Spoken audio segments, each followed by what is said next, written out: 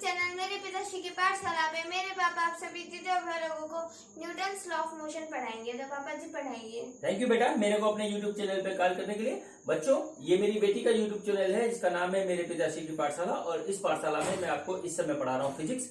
और आज से हम एक नया चैप्टर स्टार्ट कर रहे हैं जिसका नाम है न्यूटन्स लॉ ऑफ मोशन। तो चलिए स्टार्ट करते हैं। तो मैं पीछे आती हूँ, मेरे पापा आपको पढ़ाएंगे। बच्चों, आज से हम लोगों का एक नया चैप्टर स्टार्ट हो रहा है, न्यूटन्स लॉज ऑफ मोशन। ठीक है, न्यूटन्स लॉज ऑफ मोशन। इसमें हम मोशन के रूल्स के बारे में बात करेंगे। तो चलिए स्टार्ट करते हैं। Newton's law of Newton's laws of motion. बच्चों, अभी तक मैंने जो आपको पढ़ाया था मोशन में, मोशन इन वन डायमेंशन में, वो मैंने पढ़ाया था आपको मोशन की काइनेमेटिक्स। ठीक, काइनेमेटिक्स में हम क्या पढ़ते हैं? इफेक्ट पढ़ते हैं। ठीक है, इफेक्ट कि किस तरीके से मोशन हो रहा है, उसमें किस चीज का क्या प्रभाव पड़ रहा है, कैसे हो रहा है, कहां तक हो रहा है, ये पढ़ते हैं हम काइनेमेटिक्स में। काइनेमेटिक्स को हम कहते हैं मोशन की गणित। ठीक है, आज से हम पढ़ेंगे डायनामिक्स ऑफ मोशन। ठीक है, डायनामिक्स हमको बताता है कॉज कि मोशन आखिर हो क्यों रहा है। ठीक है, डायनामिक्स हमें बताता है कॉज, मोशन हमारा क्या हो रहा है, मोशन का रीजन हमको बताता है डायनामिक्स। तो आज से हम इसको स्टार्ट करेंगे। तो बच्चों, जो मोशन का जो सबसे बड़ा रीजन है वो है हमारा फोर्स। ठीक है, फोर्स हमारा इसका रीजन है। इसका सिंपल सा फॉर्मूला होता है F बराबर ma। ठीक है, और बड़ा इंपॉर्टेंट फैक्टर है फोर्स। मैं फोर्स को कहता हूं ये बाप है सब चीज का। ठीक है, क्यों कहता हूं कि ये बाप है? क्योंकि देखिए, किसी भी बॉडी पे आप फोर्स लगा दीजिए तो क्या क्या अपने आप शुरू हो जाता है। देखिए, डिस्प्लेसमेंट।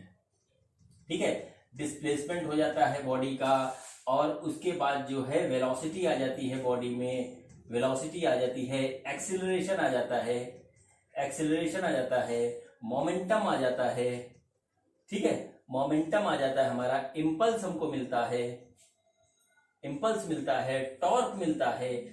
ठीक, दुनिया भर की चीजें सिर्फ एक फोर्स लगाने से हमारी पैदा हो जाती हैं। ठीक है, और फोर्स हटा दो तो सब कुछ खत्म। तो इसीलिए मैं फोर्स को कहता हूं कि फोर्स जो है वो सारी चीजों का बाप है, फोर्स ही सबको पैदा करता है। इस तरीके से आप बात को समझ लीजिए। ठीक है, अब बच्चों देखते हैं कि फोर्स हमारी कितने तरीके की होती है। ठीक है, फोर्स हमारी कितने तरीके की होती है, हम यहाँ पे आकर के बात करते हैं। तो बच्चों नोट कर लीजिए, जो है फोर्स हमारी कितने टाइप्स ऑफ फोर्स। ठीक है, टाइप ऑफ फोर्स। बच्चों, इस यूनिवर्स में, कंप्लीट यूनिवर्स में हमारी इनफाइनाइट टाइप्स ऑफ फोर्सेज हैं, जिसकी स्टडी आज भी चल रही है और आगे भी चलती रहेगी। तो कितने टाइप की फोर्सेज होती है? इनफाइनाइट। नोट कर लीजिए, infinite types of forces present in the universe. अब हमको अपनी स्टडी के लिए इन इनफाइनाइट टाइप की फोर्सेज को कुछ कैटेगराइज किया गया है। तो मूल तरीके से, दो तरीके से, मुख्य रूप से दो कैटेगरी में इसको बांटा गया है। वो ये है कि एक होती है हमारी नॉन कांटेक्ट फोर्सेस, और दूसरी होती है हमारी कांटेक्ट फोर्सेस। एक होती है नॉन कांटेक्ट फोर्सेस और दूसरी होती है कांटेक्ट फोर्सेस। ठीक है, इसी में जो है सबको बना दिया गया है। ठीक, इसके अलावा कुछ और फोर्सेज होती है, अभी उसके बारे में बात करेंगे। तो सबसे पहले मैं आपसे बात करता हूं नॉन कांटेक्ट फोर्सेज के बारे में। देखिए, इसमें एक हमारी आती है सबसे पहले ग्रेविटेशनल फोर्स। ठीक है, ग्रेविटेशनल फोर्स। दूसरी आती है इलेक्ट्रोस्टैटिक फोर्स। तीसरी आती है मैग्नेटिक फोर्स। ठीक है बच्चों, और कांटेक्ट फोर्सेस में हमारी कौन सी फोर्सेस आती है? हमारी सबसे पहली फोर्स आती है नॉर्मल रिएक्शन फोर्स।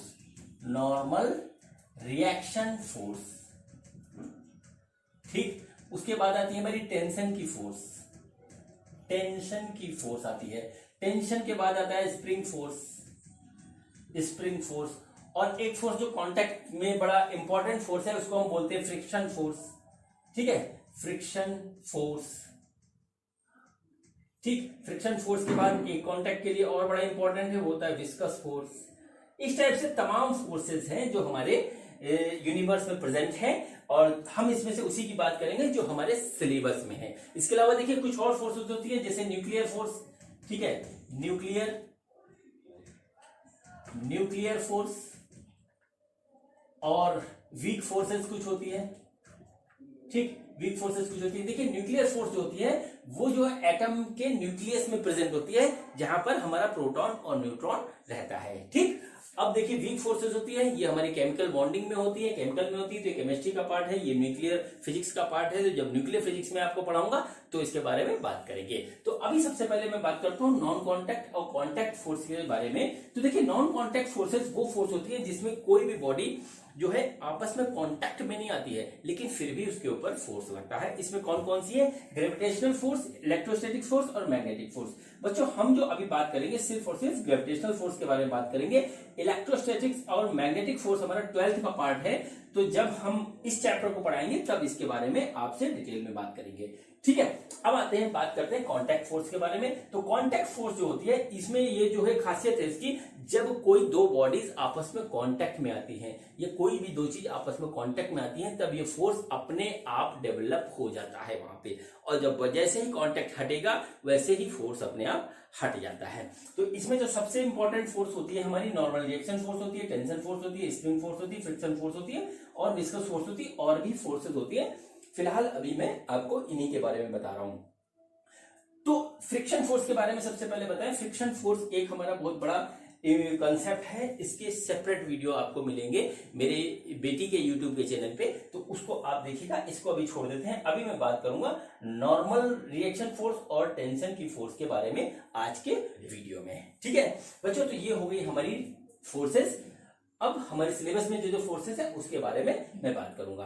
तो चलिए इन फोर्सेस के बारे में बात करने से पहले मैं आपसे बात करता हूं unit and dimension of force के बारे में। ठीक है, एक बहुत ही इंपॉर्टेंट पॉइंट है हमारा unit and dimension of force. क्यों इंपॉर्टेंट है? क्योंकि बच्चों चाहे जेई का एग्जाम हो, चाहे नीट का एग्जाम हो या हमारा बोर्ड का एग्जाम हो, उसमें एक क्वेश्चन हमारा जरूर आता है यूनिट एंड डायमेंशन से। ठीक है, तो सबसे पहले हम जो है यूनिट ऑफ फोर्स की बात करते हैं। यूनिट ऑफ फोर्स, ठीक, यूनिट ऑफ फोर्स। देखिए जो यूनिट होती है फोर्स की, एसआई यूनिट जो होती है फोर्स की, वो होती है हमारी केजी मीटर पर सेकेंड स्क्वायर। ठीक है, आप लोग में से कई लोग कह रहे होंगे न्यूटन। ठीक है, बिल्कुल, फोर्स की यूनिट न्यूटन भी होती है। न्यूटन, इसी चीज को हम न्यूटन कहते हैं। ठीक है, खाली न्यूटन हमको नहीं जानना है। अगर हमको सवाल सॉल्व करने हैं जेई और नीट के यूनिट एंड डायमेंशन के एक बार में, तो हमको ये पता होना चाहिए कि न्यूटन कहते किसको है। तो बच्चों चूंकि न्यूटन साहब ने फोर्स के ऊपर बहुत काम किया और अपने काम से पूरी दुनिया को उन्होंने बहुत कुछ दिया, बदल दिया पूरी दुनिया को, इसलिए उनको ऑनर देने के लिए केजी मीटर पर सेकेंड स्क्वायर को न्यूटन के नाम से जाना जाता है। ठीक है, फोर्स की यूनिट न्यूटन होती है, डेफिनेटली फेमस यूनिट न्यूटन ही है। ठीक है, लेकिन इसको हमें न्यूटन किसको कहते हैं? केजी मीटर पर सेकेंड स्क्वायर को न्यूटन कहते हैं, ये हमें बात पता होनी चाहिए। और सीजीएस यूनिट जो होती है वो होती है हमारी ग्राम सेंटीमीटर पर सेकेंड स्क्वायर, और इसको हम कहते हैं डाइंस। ये सीजीएस यूनिट है हमारी। ठीक, सीजीएस यूनिट है। चलिए अब इसके बाद हम बात करते हैं डायमेंशन ऑफ फोर्स। है डायमेंशन ऑफ फोर्स। ठीक, डायमेंशन क्या होता है हमारा? डायमेंशन होता है हमारा mL/2। ठीक, और ये बहुत इंपॉर्टेंट है। मैं जितनी भी डायमेंशन है हमारे फिजिक्स के सिलेबस में और डायमेंशन से रिलेटेड जितने भी क्वेश्चन आते हैं उसमें मैं एक बात हमेशा कहता हूं कि कोई भी डायमेंशनल फार्मूला आप बिल्कुल मत याद करिए, सिर्फ एक फोर्स का याद कर लीजिए। एक फोर्स का याद कर लीजिए और बाकी जो है आपकी प्रैक्टिस करते करते इसी फोर्स से हमारी 90% डायमेंशन फार्मूला हम डिराइव कर लेंगे। और बच्चों डिराइव करना ही एकमात्र सोल्यूशन है, ना तो मैं सजेशन दूंगा कभी याद करने का और ना ही कोई याद कर पाएगा। ठीक है, ये दोनों ही बात बिल्कुल सत्य है। इसलिए कभी मत डायमेंशन को याद करिएगा किसी भी फिजिकल क्वांटिटी की, सिर्फ एक फोर्स याद कर लीजिएगा। फोर्स से आप 90% डायमेंशनल फार्मूले निकाल लेंगे। और मेरा जो वीडियो है डायमेंशनल एनालिसिस का, ठीक है, वो देख लीजिएगा, उसमें मैंने ये बात आपको डिटेल में बताई है। तो डायमेंशन और यूनिट को कभी नहीं भूलेंगे। अपने फिजिक्स के पूरे सिलेबस को कंप्लीट करते समय। ठीक है, तो ये हमारा हो गया unit and dimension of force. ठीक, अब देखिए यहां पे मैं बता दूं केजी पर मीटर स्क्वायर के होता है। जो फोर्स का हमारा फॉर्मूला है वो होता है F बराबर ma। m यानी मास, मास को हम केजी से रिप्रेजेंट करते हैं। ए होता है एक्सेलरेशन, एक्सेलरेशन होता है मीटर पर सेकंड स्क्वायर, और इसी को हम कहते हैं न्यूटन। ठीक है, केवल न्यूटन जानेंगे तो हो सकता है आप कहीं गलती कर दें, इसलिए केजी मीटर पर सेकंड स्क्वायर को भी जानना बहुत जरूरी है। चलिए अब मैं बात करता हूं पहले नॉन कॉन्टैक्ट फोर्स के बारे में, जिसको हम जानते हैं ग्रेविटेशनल फोर्स ऑफ अट्रैक्शन के नाम से। ठीक, तो बच्चों ग्रेविटेशनल फोर्स ऑफ अट्रैक्शन ये हमारा पहला नॉन कॉन्टैक्ट फोर्स है, ग्रेविटेशनल फोर्स ऑफ अट्रैक्शन। ठीक है, ये बच्चों अट्रैक्शन का फोर्स होता है। यूनिवर्स में हमारी जितनी भी बॉडीज प्रेजेंट है वो एक दूसरे पर अट्रैक्शन का फोर्स लगाती है, एक दूसरे को अट्रैक्ट करती है। बॉडी चाहे जितनी दूर हो, इससे कोई मतलब नहीं है। ठीक है, इसका जो फार्मूला होता है, जैसे फार्मूला बताने से पहले मैं बता देता हूं, आपको एग्जांपल देता हूं। सपोज करिए ये हमारी अर्थ है, ठीक है, ये हमारी अर्थ है और ये है हमारा मून। ठीक, तो ये एक दूसरे के ऊपर ग्रेविटेशनल फोर्स ऑफ अट्रैक्शन लगाते हैं। मून इसके ऊपर लगाता है, इसकी तरफ अट्रैक्ट होता है, या अर्थ को अपनी ओर अट्रैक्ट करता है। ये होता है हमारा ग्रेविटेशनल फोर्स ऑफ अट्रैक्शन। इसके बारे में डिटेल में बात करेंगे हम ग्रेविटेशन के चैप्टर में। ठीक है, फिलहाल मैं आपको फार्मूला बता देता हूं। वो होता है हमारा F बराबर G m1 m2 बटे r स्क्वायर, जहां पे G है हमारा ग्रेविटेशनल कांस्टेंट, m1 m2 है इसका और इसका मास। सपोज करिए इसका मास m1 है और इसका मास m2 है, और r है इनके सेंटर ऑफ मास के बीच की दूरी। ठीक, ये हमारा हो गया force of gravitation, gravitational force of attraction. ठीक है बच्चों, इसके बाद हम बात करेंगे आपसे कांटेक्ट फोर्स में, और कांटेक्ट फोर्स में सिर्फ और सिर्फ हम दो ही फोर्स के बारे में बात करेंगे आपसे। एक फोर्स होगा हमारा नॉर्मल रिएक्शन फोर्स, और दूसरा फोर्स होगा हमारा जो है टेंशन की फोर्स। तो देखिए नॉर्मल रिएक्शन फोर्स के बारे में हम बात करते हैं। देखिए नॉर्मल रिएक्शन फोर्स जो होता है, नॉर्मल रिएक्शन फोर्स, इसके नाम से ही हमें पता लगता है। नॉर्मल मीन्स होता है परपेंडिकुलर, ठीक है, परपेंडिकुलर होता है, और रिएक्शन मीन्स होता है रिएक्ट करता है, किसी बॉडी के कांटेक्ट में आने पे वो रिएक्ट करता है। तो ये होता है कांटेक्ट फोर्स है ये, और ये नॉर्मली लगता है। जैसे कि सपोज करिए एक बॉडी ये इस तरीके से रखी हुई है, एक सरफेस है ये हमारा, इस तरीके से एक बॉडी यहाँ पे रखी हुई है, और इसका मास है हमारा सपोज करिए ये m।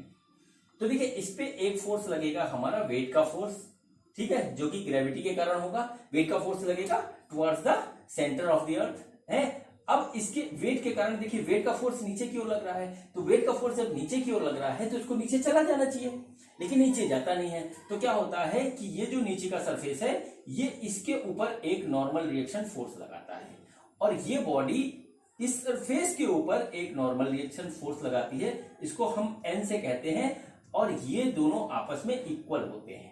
ठीक है, ये दोनों आपस में इक्वल होते हैं। इसकी बहुत सी खासियत है नॉर्मल रिएक्शन फोर्स की। नॉर्मल रिएक्शन फोर्स हमारा वेरी करता रहता है, हर जगह एक जैसा नहीं होता है। और दूसरी बात है कि इसका पॉइंट ऑफ एक्शन भी अलग अलग होता है। जैसे कि mg है, ये वेट का फोर्स है, ये हमेशा हमारा काम करेगा सेंटर ऑफ मास पे, लेकिन नॉर्मल रिएक्शन फोर्स में ऐसा नहीं होता है, ये कभी भी हमारा अपनी पोजीशन बदल लेता है। इसकी एक ये बात होती है, ये आगे जब मैं आपको पढ़ाऊंगा तो किस तरीके से होता है वो चीज मैं आपको यहाँ पे दिखा दूंगा। अब देखिए नॉर्मल रिएक्शन फोर्स कई तरीके से हमारा लगता है।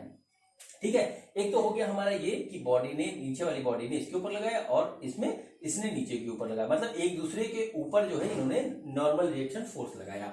अब देखिए ये कई तरीके से लगता है, बॉडी कांटेक्ट में कैसे भी आ जाएगी, नॉर्मल रिएक्शन फोर्स हमारा अपने आप लगना शुरू हो जाएगा। सपोज करिए ये हमारा है एक स्फेरिकल, ठीक है, स्फेरिकल बॉडी है, और इसके ऊपर एक हमने रेक्टेंगुलर ब्लॉक इस तरीके से रख रखा है।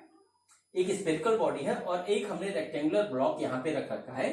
तो क्या होता है कि point of contact curved surface में सिर्फ एक होता है, पॉइंट ऑफ कांटेक्ट सिर्फ एक होता है, और इस पॉइंट ऑफ कांटेक्ट के नॉर्मली हमारा फोर्स लगता है जो होता है इसके बिल्कुल परपेंडिकुलर होता है, यहाँ पे इस तरीके से है इसी पे होता है, इसको हम कहते हैं स्फेरिकल बॉडी पे लगने वाला फोर्स, और ये नॉर्मल रिएक्शन फोर्स इसके ऊपर लगाएगा जो कि जाएगा इसके सेंटर से। ठीक है, एक स्फेयर पे या राउंड शेप की बॉडी में जो नॉर्मल रिएक्शन फोर्स लगता है वो सारा नॉर्मल रिएक्शन फोर्स की जो एक्शन ऑफ लाइन होती है वो हमारी सब जाती है उसके सेंटर से पास होती है। ठीक है, अब देखिए कुछ और तरीके से लिखते हैं, जैसे सपोज करिए ब्लॉक ओवर ब्लॉक है। ठीक है, ये ब्लॉक है और इसके ऊपर एक ब्लॉक हमने इस तरीके से और रख दिया। ठीक है, सपोज करते हैं इसका मास m1 है और इसका मास m2 है। तो देखिए एक नॉर्मल रिएक्शन फोर्स कहां कहां काम करेगी, ये सरफेस इसके ऊपर नॉर्मल रिएक्शन फोर्स लगाएगा, सपोज करते हैं ये n1 हो गया, और ये बॉडी इसके ऊपर एक नॉर्मल रिएक्शन फोर्स लगाएगा जो कि ये n1 के बराबर ही होगा दोनों। ये बॉडी इसके ऊपर एक नॉर्मल रिएक्शन फोर्स लगाएगी, सपोज करते हैं n2, और ये बॉडी इसके ऊपर एक नॉर्मल रिएक्शन फोर्स लगाएगी n2। इक्वल एंड अपोजिट हमारा हर एक बॉडी जो कांटेक्ट में आएगी वो सेपरेटली हमारा जो है नॉर्मल रिएक्शन फोर्स लगाएगी है। और देखिए और भी तरीके से नॉर्मल रिएक्शन फोर्स लगते हैं। ये देखिए हमारा हो गया कि ये एक हमारी वॉल है। ठीक है, वॉल है और इस वॉल के एडजेसेंट यहां पर कोई ऑब्जेक्ट रुका हुआ है, अलग है दोनों लेकिन किसी भी कारण से रुका हुआ है, इससे सटा हुआ है। तो देखिए इस कंडीशन में जो है वॉल इसके ऊपर एक नॉर्मल रिएक्शन फोर्स लगाती है और ब्लॉक वॉल के ऊपर एक नॉर्मल रिएक्शन फोर्स लगाता है, और ये दोनों इक्वल एंड अपोजिट होते हैं। ठीक है, equal in magnitude and opposite in direction होता है, इस तरीके से भी लगता है। और कुछ हमारा होता है वेज के ऊपर। देखिए वेज है, जैसे सपोज करिए एक वेज है इस तरीके से रखा हुआ है। ठीक है, इंक्लाइन प्लेन का वेज है और इसके ऊपर हमने एक ब्लॉक रख दिया। ठीक है, तो ब्लॉक के ऊपर ये जो वेज है ये इसके परपेंडिकुलर नॉर्मल रिएक्शन फोर्स इस तरीके से लगाएगा। ठीक, और ये ब्लॉक वेज के ऊपर नॉर्मल रिएक्शन फोर्स लगाएगा, ये भी equal in magnitude and opposite in direction होता है। ठीक है, इस तरीके से नॉर्मल रिएक्शन फोर्स जो है हमारा बच्चों कई जगह लगता है और ये हमेशा बॉडीज के कांटेक्ट आने पे होता है। ठीक, अब जो है बात करते हैं हम टेंशन के फोर्स की। ठीक है, टेंशन फोर्स ये भी एक बहुत इंपॉर्टेंट फोर्स है हमारे सिलेबस के हिसाब से। तो देखिए हमारा क्या होता है, टेंशन की फोर्स कहां डेवलप होती है, टेंशन की फोर्स डेवलप होती है हमारी स्ट्रिंग में। ठीक है, रोप में, चेन में, ठीक, और रॉड में, इतनी जगह हमारी टेंशन की फोर्स डेवलप होती है जब इस पे कोई एक्शन होता है किसी भी तरीके का, वो बात हम आगे करेंगे। अब देखिए स्ट्रिंग और रोप, चेन, रॉड का नेचर अलग अलग होता है। हमारे जो सिलेबस में है स्ट्रिंग हमेशा जो होगी वो होगी हमारी मासलेस। ठीक है, मासलेस होगी हमेशा, स्ट्रिंग को मासलेस कंसीडर किया गया है हमारे सिलेबस में, तो मासलेस हम उसको मानते हैं। लेकिन रोप, चेन और rod, rope, chain and rod का कुछ ना कुछ मास होगा। ठीक है, कुछ ना कुछ मास होगा। तो जहां पे हमारी मासलेस स्ट्रिंग होती है तो टेंशन, ठीक है, नोट कर लीजिए इसको, tension through out the string, ठीक है, through out the strings remains same. मतलब वो पूरी स्ट्रिंग में चाहे जितनी लंबी हो, ठीक है, चाहे उसने जितने भी कर्व ले सकते रखे हो, उस जगह हमारा टेंशन जो है बिल्कुल सेम होगा। ठीक है, टेंशन बिल्कुल सेम होगा। लेकिन अगर एक से ज्यादा हमारी स्ट्रिंग है और अलग अलग तरीके से किसी सिस्टम में लगी हुई है तो टेंशन उनका सेपरेट होगा। मतलब separate string have separate tension, अलग अलग टेंशन होगा। इस चीज को सेपरेट टेंशन, इस चीज को आप नोट कर लीजिए, बहुत इंपॉर्टेंट है। अभी कुछ क्वेश्चन कराऊंगा उसमें ये बात आ जाएगी यहाँ पे, और ये सिर्फ होता है सिर्फ मासलेस स्ट्रिंग में, उसमें। अब देखिए जहां पर हमारा मास होता है, जैसे चेन के हम क्वेश्चन करेंगे, हम जो है रॉड के क्वेश्चन करेंगे, कुछ जगह हमारी रोप भी आएगी, तो इसमें होता है मास। तो मास जहां पे होता है वहां tension is not same, tension is not same in chain, rod and rope. मतलब फिर यहाँ पर मास होने के कारण से हर पॉइंट पे हमारा जो है टेंशन अलग अलग हो जाता है, और सेपरेट होगा तो डेफिनेटली अलग होगा। ये इसकी हुई पहली बात। अब आइए बात करते हैं हम डायरेक्शन ऑफ टेंशन की। डायरेक्शन ऑफ टेंशन की बात करते हैं कि टेंशन का डायरेक्शन किधर होता है। ठीक है बच्चों, सपोज करिए ये हमारा एक यहाँ पे इस तरीके से जो है एक ब्लॉक यहाँ पे इस तरीके से जो है हैंग है, m1 मास है इसका। ठीक है, m1 मास है और इसके ऊपर एक फोर्स लग रही है हमारी m1g, वेट की फोर्स लग रही है। इस फोर्स के कारण इसके इस स्ट्रिंग में टेंशन डेवलप हो जाएगा।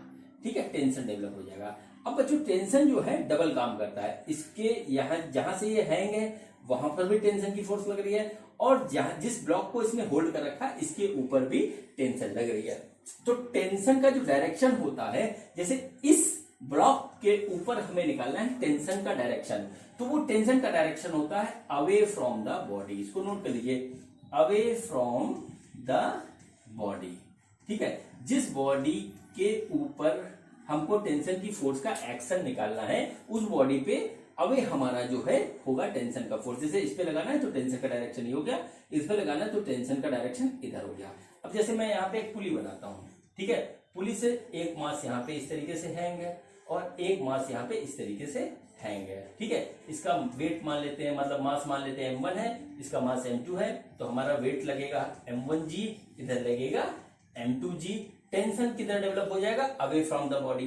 ठीक है, इस पुली पे tension away from the body, tension away from the body, tension away from the body. ये इसका कंसेप्ट होता है। इसको एक तरीके से और हम जानते हैं, उसको बोलते हैं हम अम्ब्रेला कंसेप्ट। अम्ब्रेला कंसेप्ट ये खेल खेल में सीखने वाला कंसेप्ट है, अम्ब्रेला। ठीक है, अम्ब्रेला कंसेप्ट। अम्ब्रेला कैसा होता है बच्चों? ऐसा होता है, देखिए हम छाता खोलेंगे तो ऐसा होगा। अब इसका कंसेप्ट ये होता है कि जहां पर आपको टेंशन की फोर्स निकालनी है, स्वयं को उसके ऊपर आप बैठा लीजिए और बैठा करके छाता खोल दीजिए। जैसे सपोज करिए m1 पे हमको निकालनी है, तो हमने यहाँ पे बैठ करके छाता खोल दिया, तो छाता कैसे खुलेगा? देखो ऐसे खुलेगा। तो यही हमारा डायरेक्शन हो जाएगा टेंशन की फोर्स का। ठीक है, ये बच्चों खेल खेल की बात थी, लेकिन असली बात जो है वो होती है अवे फ्रॉम द बॉडी। ठीक, ये हमारी हो गई, हमारी फोर्स हो गई टेंशन की, और उसके डायरेक्शन के बारे में मैंने आपसे कर ली बात। अब चलिए हम एक बिल्कुल अलग चीज बताते हैं आपको, वो बताते हैं फ्री बॉडी डायग्राम। ठीक है, free body diagram of the object.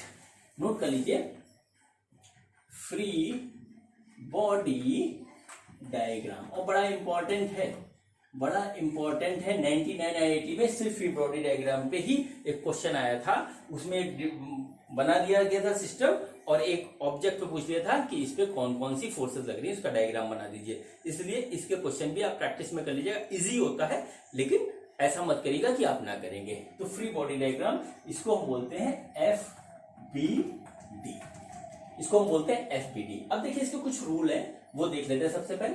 तो इसमें क्या है कि हम जो है किसी भी ऑब्जेक्ट को, चाहे वो किसी भी शेप और साइज का हो, उसको हम पॉइंट मास कंसीडर करते हैं। ठीक है, object is considered as point mass. ठीक है, पॉइंट मास के रूप में हम इसको बना सकते हैं किसी भी शेप एंड साइज का ऑब्जेक्ट को। दूसरा होता है कि FBD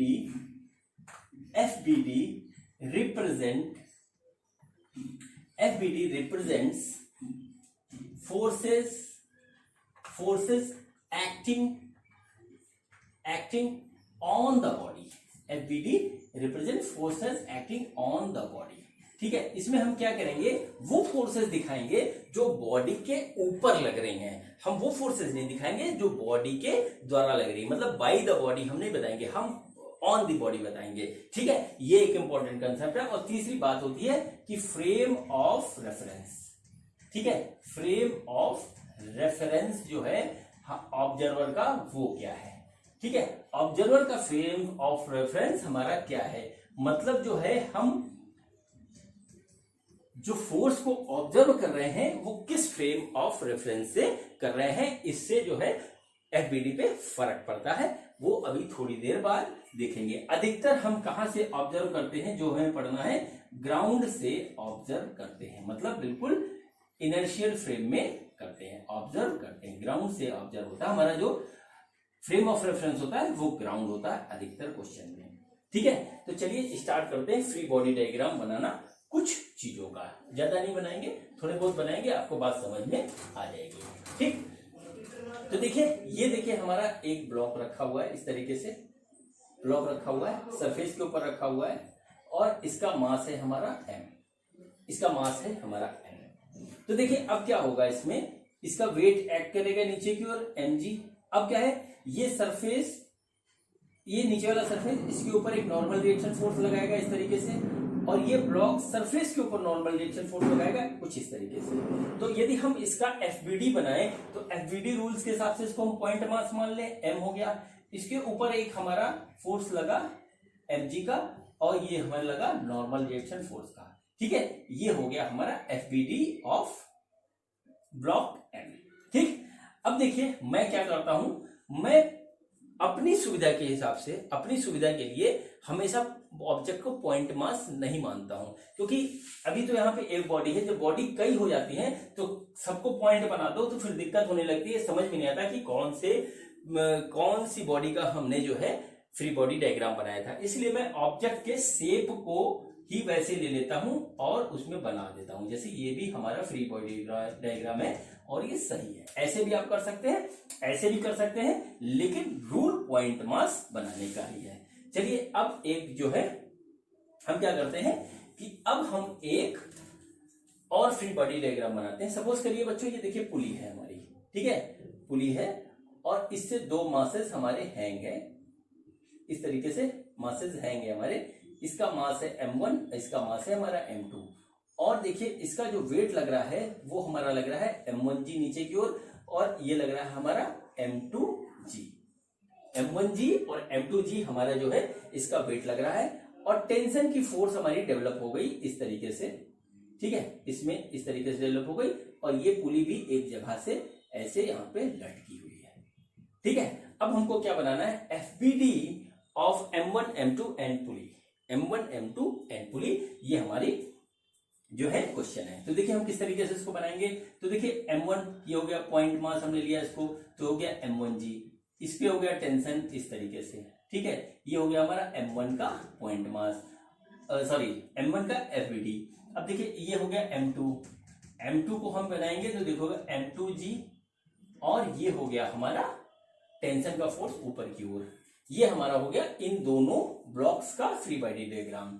इसको इस तरीके से भी आप बनाना चाहें तो बना सकते हैं, क्योंकि देखिए दोनों एक जैसे लग रहे हैं, कुछ अंतर नहीं लग रहा है, तो कंफ्यूजन कहीं क्रिएट हो सकता है। तो यहाँ पे आप इस तरीके से बना लीजिए m1g और ऊपर फोर्स टेंशन, या इस तरीके से m2 इधर लिख देंगे m2g, और इस तरीके से टेंशन ऊपर की तरफ लग रहा है। ये हमारी हो गई इसकी फ्री बॉडी डायग्राम। अब देखिए पॉइंट मास थोड़ा सा हमें कंफ्यूजन तब पैदा करेगा जब हम इसका बनाएंगे, किसका, पुली का एफबीडी बनाएंगे। देखिए पुली में हम क्या करेंगे, देखिए एक टेंशन इधर लग रही है, दूसरी टेंशन इधर लग रही है, तो हम सेपरेट नहीं कर पाएंगे, हमें हो सकती प्रॉब्लम। इसीलिए मैं बॉडी को उसी शेप में ला करके जो है फ्री बॉडी डायग्राम, जैसे कि हमारी पुली हो गई, पुली के ऊपर देखिए एक टेंशन इधर लग रही है और एक टेंशन का फोर्स इधर लग रहा है, और एक जो है जिससे यहां से हैंग है, एक टेंशन का डायरेक्शन T1 हम मान लेते हैं, इसको ऊपर की ओर लग रहा है। ये हमारा हो गया एफबीडी ऑफ पुली। ठीक है बच्चों, इस तरीके से हम free body diagram different bodies का बना सकते हैं। मेरे ख्याल से आपको बात समझ में आ गई होगी। ठीक है, चलिए अब हम बात करते हैं उस चीज की जिसके लिए ये चैप्टर हमने स्टार्ट किया है।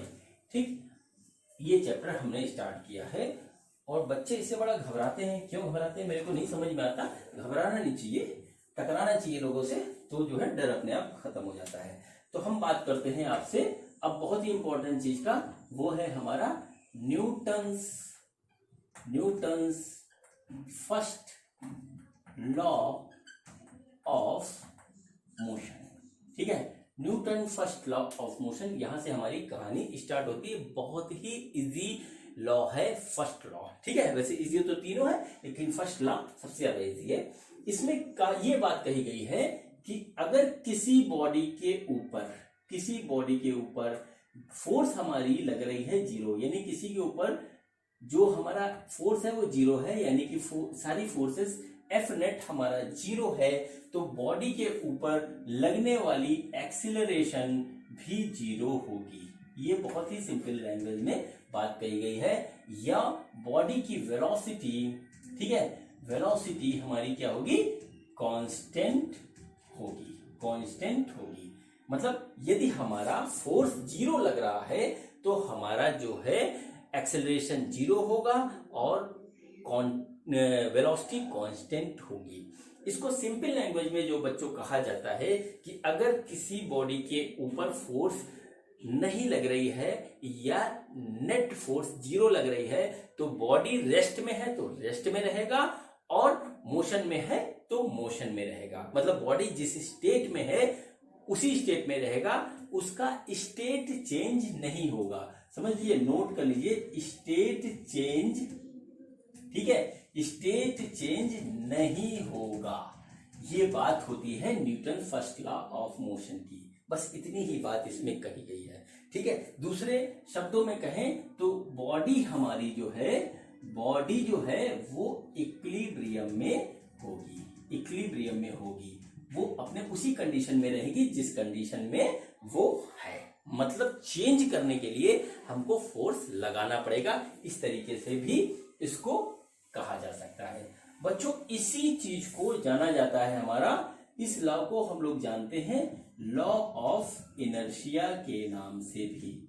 लॉ ऑफ इनर्शिया क्या होता है बच्चों, इनर्शिया होता है अपोजिशन ऑफ चेंज, ठीक है, अपोजिशन ऑफ चेंज। मतलब एक ऐसा रीजन जो अपने स्टेट को चेंज करने के लिए अपोज करती हो, उसको बोलते हैं हम इनर्शिया, ठीक है। ये देखिए 3 तरीके क्या होता है, ठीक है, नोट कर लीजिए, सवालों में बड़ा काम आएगा आपके।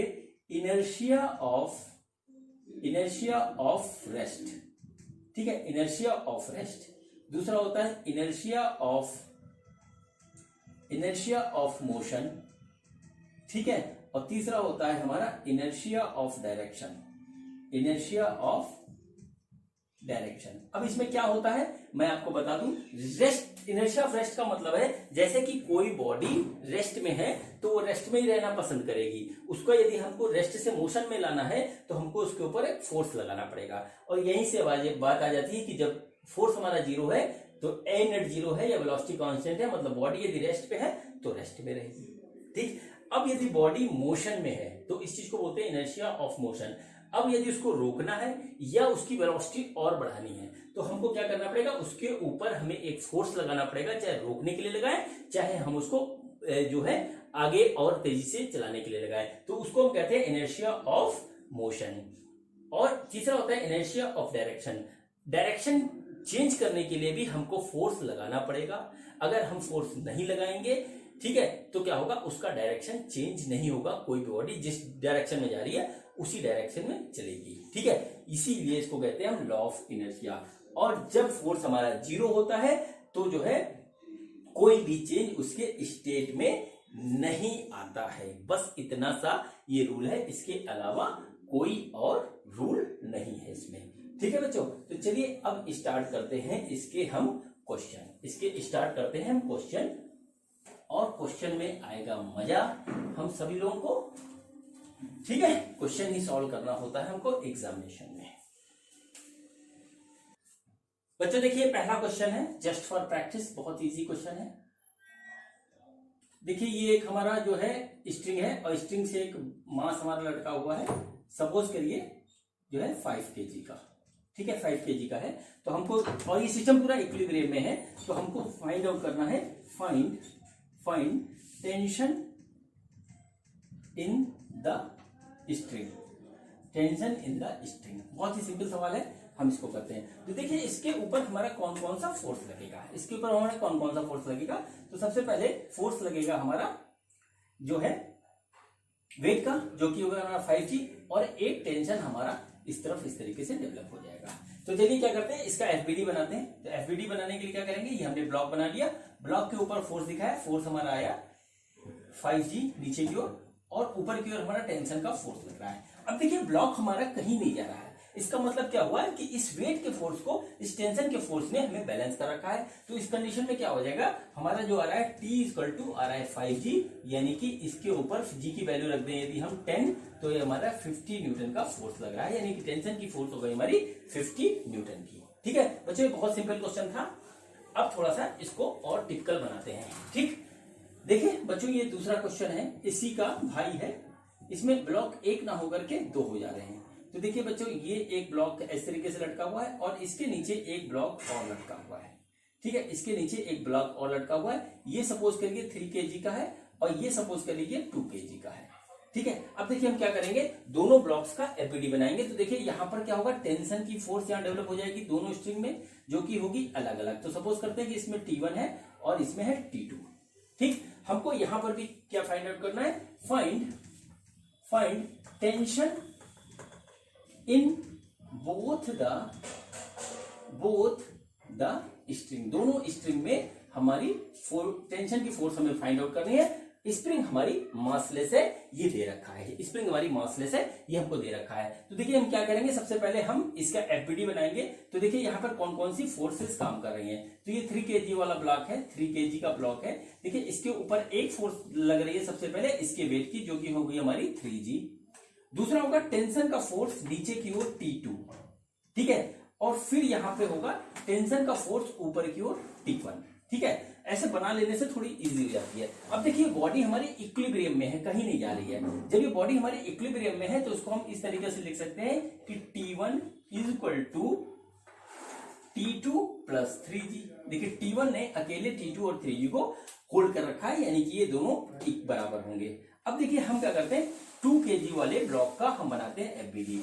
तो ये हमारा हो गया 2 kg का ब्लॉक। इसके ऊपर एक फोर्स हमारी लग रही है 2G की, और एक हमारी जो है टेंशन की फोर्स लग रही है T2 की। अब देखिए ये भी हमारा इक्विलिब्रियम में है, मतलब कहीं नहीं जा रहा, मतलब कि टेंशन की फोर्स ने हमारा क्या रखा है, क्या कर रखा है, वेट के फोर्स को बैलेंस कर रखा है। तो यहाँ पे हमारा क्या होगा, T2 = जो हो गया हमारा 2G।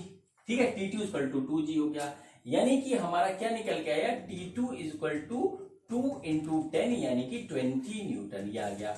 अब T2 की ये वैल्यू हम यहाँ रख देते हैं, हमारा T1 निकल आएगा। तो T1 हो गया हमारा T2 + 3G, T2 + 3G। T2 हमारा आया था 2G, 2G + 3G यानी कि हो गया 5G, यानी कि 5 × 10 हमारा हो गया 50 न्यूटन फोर्स हो गया T1 में। देखिए T1 आया हमारा 50 न्यूटन और ये आया हमारा 20 न्यूटन। जाहिर सी बात है कि इस वाली स्ट्रिंग ने दोनों मास को होल्ड कर रखा है, इसलिए ऊपर हमारा टेंशन का फोर्स ज्यादा होगा। बच्चों अब देखिए हमारा जो है फोर्स जो होता है वो एक डायरेक्शन में ना लग करके मल्टी डायरेक्शन में हमारा फोर्स लगता है, मतलब एक से ज्यादा फोर्सेस लगते हैं। ठीक है, उस कंडीशन में सपोज करिए प्लेन में फोर्स लग रहा है तो Fx भी हमारा 0 होना चाहिए, Fy भी हमारा 0 होना चाहिए, अगर बॉडी इक्विलिब्रियम में है। अगर बॉडी इक्विलिब्रियम में है तो हमारा Fx और Fy दोनों 0 होना चाहिए। ठीक है, तो देखिए ऐसा कहाँ कंडीशन आती है, चलिए उसकी स्टडी करते हैं। तो सपोज करिए कि ये हमारा एक जो है ये हमारा एक इस तरीके से फ्लोर है, फ्लोर कह लें या सीलिंग है, कुछ है ये इस तरीके से, फ्लोर नहीं है सॉरी, ये एक हमारा रूफ है। ठीक है, ये हमारा रूफ है और इस रूफ से एक हमारा ब्लॉक इस तरीके से लटका हुआ है, इसका वेट है हमारा 10 kg का वेट है, और ये यहां से एक स्ट्रिंग से बंधा हुआ है और दूसरी स्ट्रिंग से यह इस तरीके से बंधा हुआ है। ठीक है, ये इस स्ट्रिंग से बंधा हुआ और इस स्ट्रिंग से बंधा हुआ है, और ये जो एंगल है हमारा ये इस डायरेक्शन में है हमारा 53 डिग्री और इस डायरेक्शन में है 37 डिग्री। ठीक है, ये डिग्रीज इसलिए लेने में अच्छा लगता है क्योंकि इसकी वैल्यूज बड़ी प्यारी आती है, आराम से कट पिट के बराबर हो जाता है और अंडर रूट नहीं आता, इसीलिए अधिकतर हम लोग यही लेते हैं। ठीक, अब देखिए यहाँ पे पूरा सिस्टम इक्विलिब्रियम में है, पूरा का पूरा सिस्टम इक्विलिब्रियम में, कोई भी चीज कहीं नहीं जा रही है, यानी क्या हुआ हमारा F नेट जो है वो हमारा है 0। ठीक है, F नेट हमारा है 0। ठीक, अब देखिए क्या है कि सिस्टम इक्विलिब्रियम में है, तो फिर क्वेश्चन वही है, फाइंड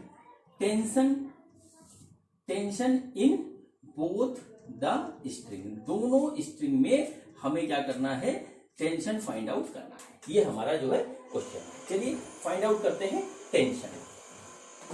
तो सबसे पहले देखते हैं कि इसके ऊपर कौन कौन सी फोर्स लग रही है, इस ब्लॉक के ऊपर कौन कौन सी फोर्स लग रही है। तो देखिए सबसे पहले इसका फोर्स लग रहा है हमारा वेट का फोर्स, जो कि होगा हमारा 10G।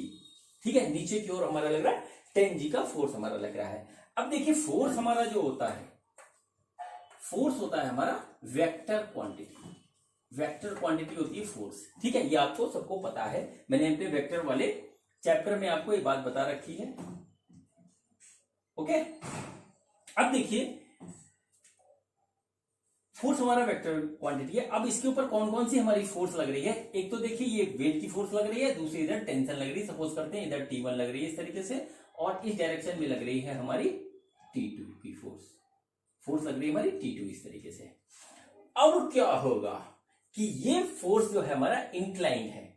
ठीक है, इंक्लाइंड है, और ये फोर्स हमारा वर्टिकल है, यानी कि इन दोनों फोर्सेस का एक कंपोनेंट ऐसे होगा जो कि इस वर्टिकल फोर्स को बैलेंस कर रहा है। और फोर्स हमारा वेक्टर होता है, और वेक्टर को हम परपेंडिकुलर और हॉरिजॉन्टल फैक्टर में रिजॉल्व कर सकते हैं। रिजोल्यूशन ऑफ वेक्टर आप सबने पढ़ रखा है, ठीक है, इसलिए आपको रिजॉल्व करना आता है। तो चलिए इसको क्या करते हैं, हॉरिजॉन्टल और वर्टिकल पोर्शन में इसको रिजॉल्व करते हैं। तो देखिए हमारा टेंशन का, देखिए ये एक हमारा एंगल बनेगा इस डायरेक्शन में, हॉरिजॉन्टल डायरेक्शन में ये 53 है, तो ये भी 53 हो गया, और इधर वर्टिकल डायरेक्शन में इस तरीके से बनेगा। इधर इस वाली टेंशन का रिजोल्यूशन होगा, तो ये हॉरिजॉन्टल कंपोनेंट इधर आएगा, ठीक है, और इस वाले का इधर आएगा। मैंने अलग अलग इसलिए बनाए हैं क्योंकि आपको साफ साफ दिख जाए। तो देखिए इधर क्या हमारा बनेगा, इधर बनेगा T1 cos 53, ठीक है, T1 cos 53, और ये वाला आएगा T1 sin 53,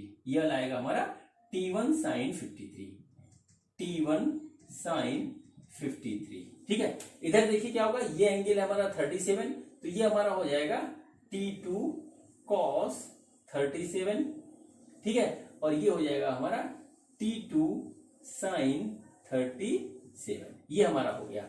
अब देखिए हम क्या करेंगे, इस ब्लॉक का FBD बनाएंगे वर्टिकल डायरेक्शन के लिए, ठीक है, इस ब्लॉक को वर्टिकल डायरेक्शन के लिए FBD बनाएंगे। तो देखिए नीचे एक फोर्स लग रही है हमारी 10G, और ऊपर हमारी फोर्स दो लग रही हैं, एक लग रही है हमारी T1 sin 53 डिग्री और T2 sin 37 डिग्री। ये हमारा जो है FBD बना वर्टिकल डायरेक्शन के लिए। तो देखिए इक्वेशन क्या होगा, इन दोनों फोर्सेस ने इसको होल्ड कर रखा है, तो देखिए क्या होगा, T1 sin 53 plus T2 sin 37 degree equal to 10G, ये हमारा आ गया, ठीक। अब देखिए क्या होगा, ये हो गया T1, और sin 53 होता है हमारा 4/5, ठीक, और प्लस ये हमारा हो गया T2, और sin 37 होता है हमारा 3/5, और ये होगा 10 into 10, इस तरीके से हो गया। इसकी वैल्यू आएगी 4T1 plus 3T2 is equal to 500। ये हमारा इक्वेशन बन गया एक, ठीक है, ये पहला इक्वेशन बन गया। अब देखिए हम FBD बनाएंगे, अब हम FBD बनाएंगे हॉरिजॉन्टल डायरेक्शन के लिए। हॉरिजॉन्टल डायरेक्शन के लिए जब हम FBD बनाएंगे तो देखते हैं क्या आता है। तो ये हमारा हो गया ब्लॉक 10 kg का, ठीक है, इस पे हॉरिजॉन्टल डायरेक्शन में इस तरफ, हॉरिजॉन्टल डायरेक्शन में इस तरफ, अपोजिट डायरेक्शन में हमारा जो है फोर्स लग रहा है। ये हो गया हमारा T1 cos 53, और ये हो गया हमारा T2 cos 37। अब इन दोनों फोर्सेस ने एक दूसरे को होल्ड कर रखा है, इन दोनों फोर्सेस ने एक दूसरे को होल्ड कर रखा है, तो ये दोनों फोर्स हमारे होंगे इक्वल।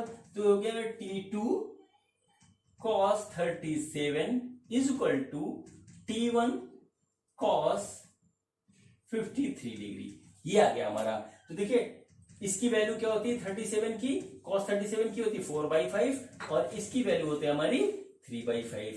ये हमारा हो गया कैंसिल इस तरीके से, यानी कि आया 4T2 is equal to 3T1, ये वैल्यू आ गई, ठीक है, 4T2 is equal to 3T1, ये हमारा इस तरीके से आया। यानी कि हम लिख सकते हैं T2 is equal to 3T1/4, ये लिख सकते हैं। इसको हम यहाँ पे पुट कर देंगे, कैलकुलेट करके T1 और T2 की वैल्यू निकाल लेंगे, हमारा आंसर आ जाएगा। मेरा मकसद आपको कंसेप्ट बताना है। चलिए कैलकुलेशन तो आप कर ही लोगे। चलिए अब एक इसी टाइप का क्वेश्चन और करते हैं, ठीक है। इसमें क्या है कि एक हॉरिजॉन्टल स्ट्रिंग है और दूसरा इंक्लाइंड स्ट्रिंग है। देखिए किस तरीके का हमारा जो है ब्लॉक का फिगर है। देखिए ये हमारा एक है, ये रूफ है, ठीक है, और ये हमारा एक ब्लॉक है 5 kg का, ठीक, 5 kg का ब्लॉक है, और ये इस तरीके से ये वॉल से बंधा हुआ है इधर, ठीक है, और ये इक्विलिब्रियम में है पूरा सिस्टम। क्वेश्चन फिर वही है कि find tension in both the string, दोनों स्ट्रिंग में हमको क्या करना है, टेंशन निकालना है, ठीक है। अब देखिए फिर क्या करते हैं, फोर्सेस देखते हैं सबसे पहले कौन कौन सी लग रही है।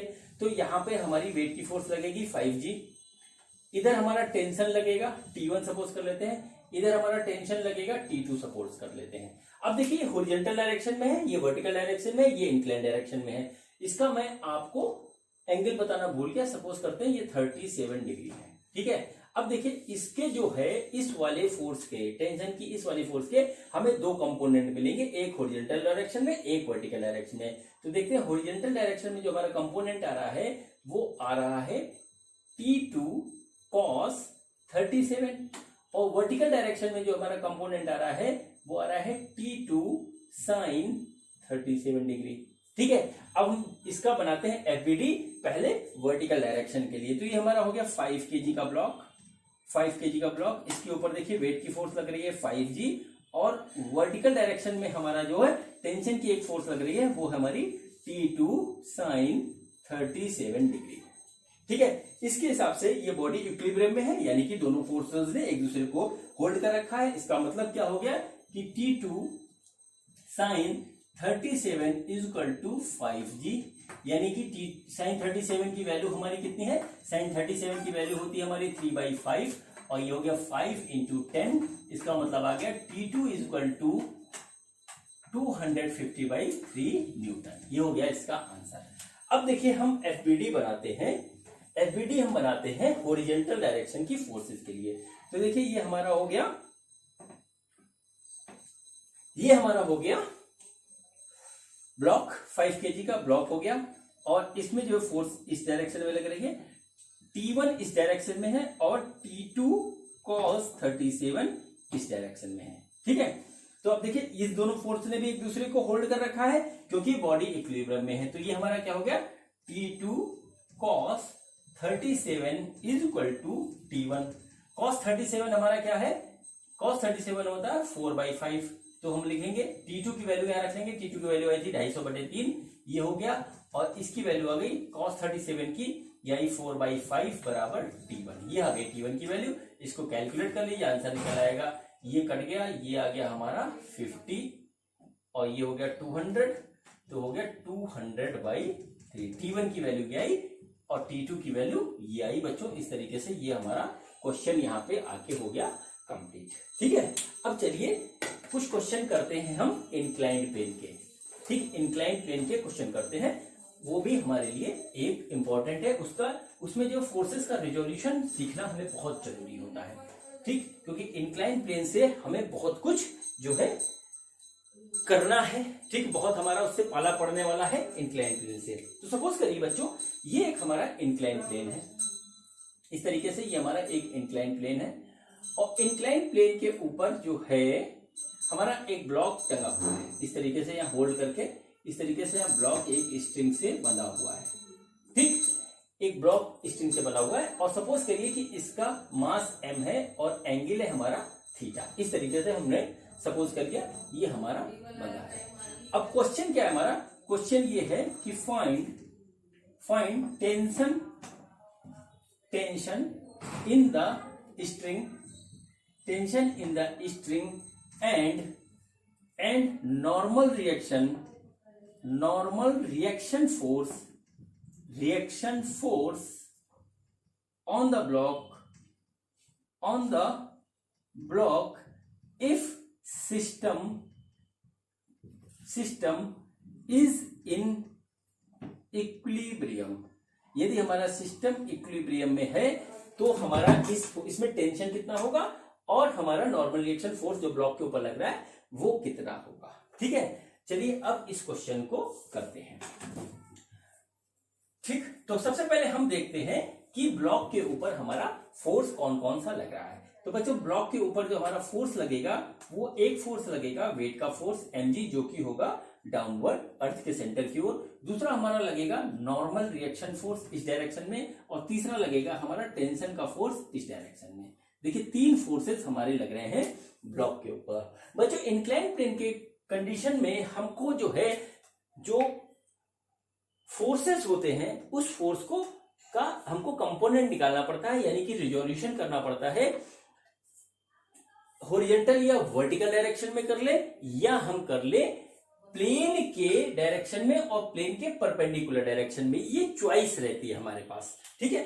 हम एक्स वाई एक्सिस को अपनी चॉइस के हिसाब से, अपनी सुविधा के हिसाब से मान सकते हैं। तो इजी जो होता है बच्चों वो होता है प्लेन के परपेंडिकुलर और उसके अलाउंग एक्स वाई एक्सिस को मानने के लिए। सपोज करिए ये हमारा एक्स एक्सिस हो गया और ये वाई एक्सिस हो गया।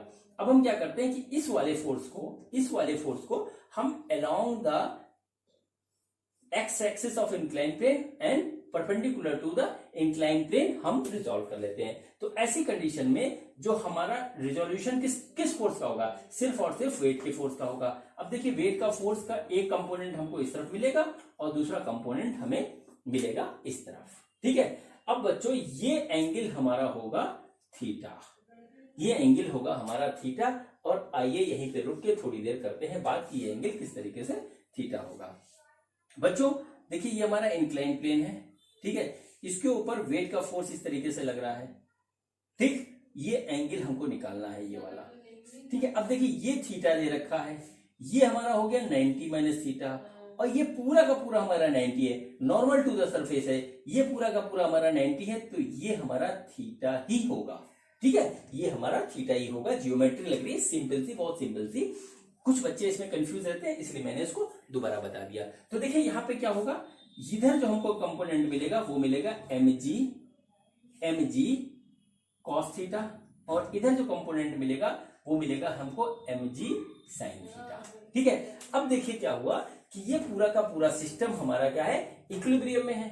इक्विलिब्रियम का मतलब है कि सारे फोर्सेस बैलेंस है, इसके ऊपर एफ नेट जीरो है, एफ नेट जीरो है। तो देखिए क्या हुआ कि इस सबसे पहले हम इंक्लाइन प्लेन के परपेंडिकुलर डायरेक्शन में फोर्सेस देखते हैं। तो इंक्लाइन प्लेन के परपेंडिकुलर डायरेक्शन में फोर्स है नॉर्मल रिएक्शन फोर्स, जिसने किसको बैलेंस कर रखा है, बैलेंस कर रखा है mg cos थीटा, ठीक है। ये हमारा हो गया नॉर्मल रिएक्शन फोर्स। अब देखिए इसके बाद क्या हुआ कि इस इंक्लाइन प्लेन के अराउंड हम देखते हैं कौन कौन सी फोर्सेस है। तो देखिए एक फोर्स है टेंशन की फोर्स जो कि उधर लग रही है, और दूसरी फोर्स हमारी लग रही है mg sin थीटा जो कि हमारी लग रही है इसके अपोजिट, टेंशन के अपोजिट डायरेक्शन में। हम इसका एफबीडी भी बना सकते थे। देखिए ये इस तरीके से हो गया, इधर हमारी लगी t, इधर हमारी लगेगी mg sin theta, mg sin theta, और इधर हमारा लगेगा टेंशन का फोर्स। इन दोनों फोर्सेस ने एक दूसरे को बैलेंस कर रखा है, या ये कह सकते हैं कि एफ नेट जीरो है, यानी कि t minus mg sin theta equal to zero, यानी कि t बराबर mg sin थीटा। तो ये हमारा आ गया नॉर्मल रिएक्शन फोर्स और टेंशन की force along the incline plane, ठीक है बच्चों। अब देखिए इसमें एक इंक्लाइन प्लेन में मैं आपको क्वेश्चन और करवाता हूं, वो भी बड़ा इजी होता है, इजी होता नहीं है, इजी है वो क्वेश्चन, और इसकी आप प्रैक्टिस कर लीजिए, ठीक। देखिए क्या है कि ये हमारा एक इंक्लाइन प्लेन है इस तरीके से, ठीक। इंक्लाइन प्लेन है इस तरीके से, इसके ऊपर सपोज करते हैं यहाँ एक पुली लगी हुई है, और इधर हमारा एक मास रखा हुआ है 10 kg का, और इधर एक हमारा मास हैंग है 5 kg का, ठीक है।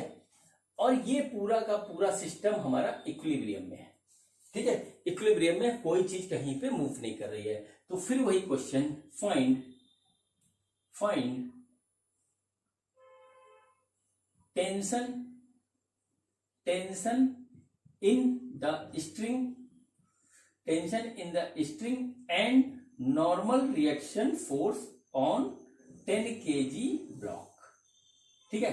ये हमारा क्वेश्चन है। चलिए अब इसको स्टार्ट करते हैं। ये एंगल हमको दे रखा है 37 डिग्री, एंगल हमको दे रखा है 37 डिग्री। तो सबसे पहले बच्चों हम क्या करेंगे, सबसे पहले हम देखेंगे कौन कौन सी फोर्स किसके ऊपर लग रही है। तो देखो यहाँ पर लग रही है हमारी वेट की फोर्स, यहां लग रही है टेंशन की फोर्स, एक ही स्ट्रिंग है, मासलेस स्ट्रिंग है, tension through out the string same होगा। ये हमारा हो गया वेट का फोर्स, ये इधर हो गया हमारा, ये हो गया हमारा वेट का फोर्स नीचे की ओर 10G, ये हो गया हमारा नॉर्मल रिएक्शन फोर्स, ठीक है, ये हमारा नॉर्मल रिएक्शन फोर्स हो गया। और देखिए ये हमारा इस पे लग रहा है वेट के फोर्स का component perpendicular to the incline plane and along the incline plane, तो ये एंगल भी हमारा 37 हो जाएगा और ये हमको मिलेगा 10 cos 37 और इधर मिलेगा हमको 10 sin 37, ठीक है। अब देखिए बहुत ही इजी हो गया इसको सॉल्व करना। तो देखिए हम किस तरीके से करेंगे, सबसे पहले हम 5 kg ब्लॉक का बनाएंगे, 5 kg ब्लॉक का बनाएंगे एफबीडी। तो ये हमें मिलेगा इधर 5G और इधर हमको मिल रही है टेंशन, यही दोनों है ना। अब ये इक्विलिब्रियम में है तो क्या हुआ, नेट फोर्स हमारी कितनी होगी, 0 होगी। F net is equal to 0, F net का हुआ हमारा T माइनस 5G हमारा हो गया 0, मतलब क्या हुआ T is equal to 5G, यानी कि T is equal to 50 newton हमारा, ठीक है। T is equal to 50 newton हो गया बच्चों। अब देखिए हम बनाते हैं यहां पर 10 kg ब्लॉक का एफबीडी, 10 kg ब्लॉक का एफबीडी बनाते हैं, ठीक। तो देखिए ये हमारा 10 kg का ब्लॉक है इस तरीके से, ठीक। और 10 kg का ब्लॉक के ऊपर हमारी कौन कौन सी फोर्स लग रही है, एक तो नॉर्मल रिएक्शन फोर्स इधर लग रही है और इसके अपोजिट हमारे एक वेट का कंपोनेंट मिल रहा है जो कि मिल रहा है 10 cos 37 डिग्री का, ये नॉर्मल रिएक्शन फोर्स हो गया और ये इसका हो गया हमारा नॉर्मल रिएक्शन फोर्स और ये वेट का एक कंपोनेंट मिल रहा है, ठीक है। और इसके अलोंग इंक्लाइन प्लेन के अलोंग हमारा जो मिल रहा है टेंशन का फोर्स मिल रहा है इस तरीके से, और इधर हमको मिल रहा है 10 sin 37, मतलब कि वेट का दूसरा कंपोनेंट हमको मिल रहा है, ये हमारा हो गया एफबीडी ऑफ 10 kg ब्लॉक, ठीक है। अब देखिए ये बॉडी हमारी इक्विलिब्रियम में है, इक्विलिब्रियम में है तो इसका मतलब क्या हुआ कि परपेंडिकुलर टू द प्लेन हमारा एफ नेट 0 है। इसका मतलब क्या हुआ कि n minus 10 cos 37 equal to 0, इसका मतलब हुआ n इक्वल टू 10 cos 37, इसका मतलब हुआ 10 इंटू cos 37 की वैल्यू होती है 4/5, हमने इसको काट दिया, ये आ गया 2, यानी कि n इक्वल टू आ गया हमारा 8 न्यूटन। 8 न्यूटन का फोर्स हमारा नॉर्मल रिएक्शन फोर्स इस पे लग रहा है। अब देखिए ये जो है ये भी हमारा इक्विलिब्रियम में है, यानी यहां भी एफ नेट 0 होगा, तो एफ नेट हमारा यहां पे क्या हो रहा है, टी माइनस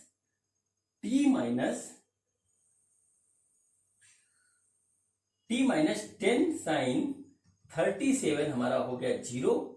इसका मतलब सीधे सीधे सिंपल जो बात आई वो ये आई यहाँ पे कि t इज इक्वल टू हो गया हमारा 10 इंटू 3/5 और हम इसको कर लेंगे सॉल्व और हमारा आंसर आ जाएगा, ठीक है बच्चों। ये क्वेश्चन का सलूशन है पूरा, ठीक। अब चलिए एक क्वेश्चन करते हैं, बड़ा फेमस क्वेश्चन है, वो होता है ब्लॉक ओवर ब्लॉक का, जिसमें हमें नॉर्मल रिएक्शन फोर्स निकालना होता है ब्लॉक्स के बीच में, ठीक। ब्लॉक्स के बीच में हमको नॉर्मल रिएक्शन फोर्स निकालना होता है। अब देखिए यहाँ पे हमारा रखा हुआ है एक ब्लॉक, ठीक, जिसका मास है कैपिटल M, हम इस तरीके से मान लेते हैं, और इसके ऊपर एक ब्लॉक और रखा हुआ है जिसका मास है स्मॉल m, ठीक। अब हमारा जो क्वेश्चन है कि सिस्टम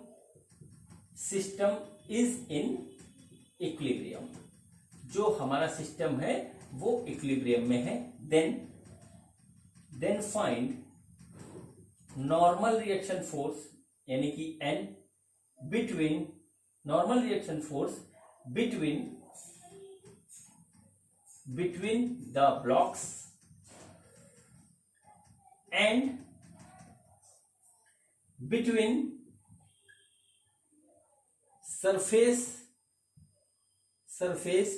एंड ब्लॉक, ठीक है, सरफेस एंड ब्लॉक, ये हमारा क्वेश्चन है। अब देखिए हमारा कंप्लीट सिस्टम इक्विलिब्रियम में है, ये बात हमको दे रखी है, तो सबसे पहले हम देखेंगे कि सिस्टम के ऊपर कौन कौन से फोर्स लग रहे हैं। ठीक है, और फिर उसका हम एफबीडी बनाएंगे और फिर लगाएंगे न्यूटन फर्स्ट लॉ का कंसेप्ट। तो देखिए सबसे पहले हम बनाते हैं कौन कौन से फोर्स लग रहे हैं। तो देखिए फोर्स हमारा लग रहा है, एक नीचे लग रहा है mg नीचे की ओर, दूसरा फोर्स लग रहा है हमारा जो नॉर्मल रिएक्शन फोर्स है जो हमारा लगा रहा है सरफेस इस वाले ब्लॉक के ऊपर, इसको सपोज कर लेते हैं हम n, ठीक है n, और ये ब्लॉक इसके ऊपर जो है लगा रहा है नॉर्मल रिएक्शन फोर्स जो कि आ रहा है हमारा n इक्वल n अपोजिट, ठीक है, equal in magnitude and opposite in direction. अब देखिए इसके ऊपर कौन कौन सा फोर्स लग रहा है। देखिए एक तो इसका लगेगा वेट mg, दूसरा इन दोनों के बीच में हमारा होगा जो है नॉर्मल रिएक्शन फोर्स, क्योंकि ये दोनों बॉडी कांटेक्ट में है और नॉर्मल रिएक्शन फोर्स हमारा होता है कांटेक्ट फोर्स। तो यहां पर भी हमारा एक नॉर्मल रिएक्शन फोर्स लगेगा जो कि ये वाला ब्लॉक इसके ऊपर लगाएगा, सपोज कर लेते हैं इसको n डैश, और ये वाला ब्लॉक इसके ऊपर लगाएगा, सपोज कर लेते हैं इनको n डैश, ठीक। अब हम क्या करेंगे, बिल्कुल रूल्स के हिसाब से चलेंगे। ये बहुत ही सिंपल क्वेश्चन है, इसके जब कॉम्प्लिकेटेड रूल आते हैं तब सिस्टम ही काम करता है, याद किया हुआ या कहीं देखा हुआ काम नहीं करता, तो सिस्टम से चलेंगे। तो देखिए हम सबसे पहले एफबीडी बनाएंगे कैपिटल M वाले ब्लॉक का, ठीक है। देखिए इसमें कौन कौन सी फोर्स हमारी लग रही है, एक लग रही है mg नीचे की ओर, ठीक है, वेट की फोर्स, दूसरी हमारी लग रही है नॉर्मल रिएक्शन फोर्स